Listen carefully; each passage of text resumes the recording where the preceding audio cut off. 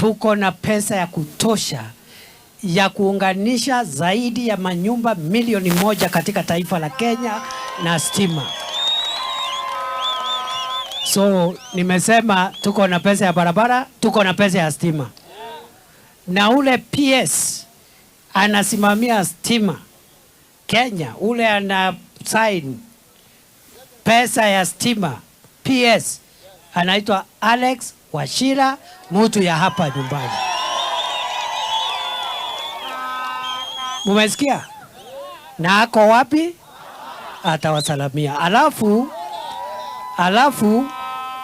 Alafu vile vile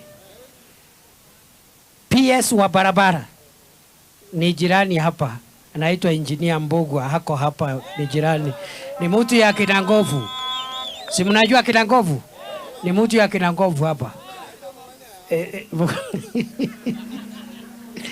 So mimi nataka niwaambie uchumi sasa umeanza kuimarika, na yale mambo yalikuwa yamekwama kwa sababu ya athari za COVID-19.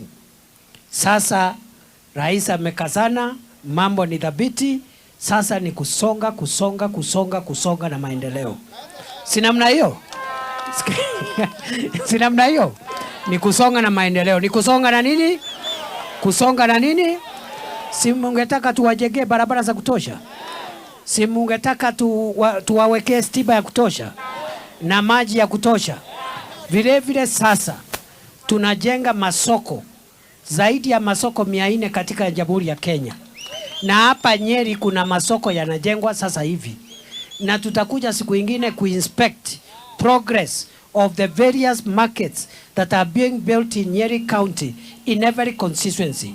And when those markets are complete, we will go and request His Excellency the President to come and open those markets. Si namna hiyo? Hapa Nyeri kwa ushirikiano wa national government na county government ya Nyeri, tunaweka hapa County Aggregation and Industrial Park. Hiyo ni mahali pa kuleta mazao yetu na kufanya value addition, ili yale mazao yalete pesa zaidi kwa mfuko ya mkulima na mfuko wa mwanabiashara. Kwa hivyo vile vile, kwa sababu hiyo KIPES ya Nyeri imeanza, I think it's about 40%. Ndakuja kuangalia ili ili niharakishe contractor akamilishe haraka. Ikikamilika, mimi naenda kuita rais akuja tufungulie. Singetaka vijana wapate kazi. Hiyo County Aggregation Industrial Park ni ya kutafutia vijana wetu kazi. Si namna hiyo? Si namna hiyo? Vile vile mnajua ya kwamba tuko na housing program. Kuna nyumba nyingi zinajengwa, na hizi nyumba kwa miaka ambayo iko hapo mbele tutaendelea na hiyo mambo ya ujenzi wa nyumba. Inasaidia idara ya manyumba na ujenzi kukua. It is contributing to the growth of our housing and constructing sector.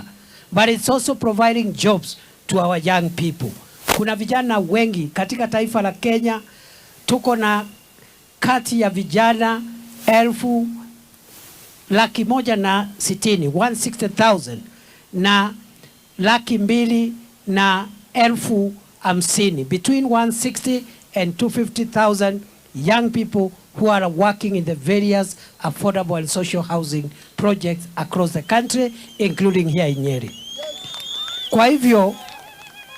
Kwa hivyo